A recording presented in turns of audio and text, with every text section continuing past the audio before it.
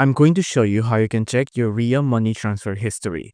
Now, if you want to check it, you do have to go to this RIA help center here. This is the URL. If you can't find it, just search up RIA, and then you want to search up RIA, and then you want to search up money transfer history like this, and then you will be put into this website here, right? So just search it up and then tap on this RIA money transfer.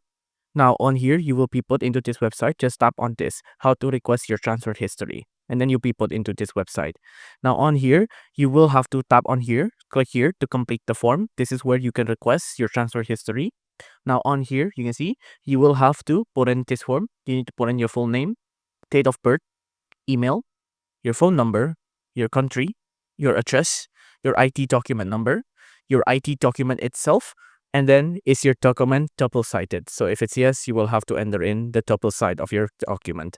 And then you will have to tap on submit, and then a RIA staff will get back to you with your transfer history request form. After that, that's it.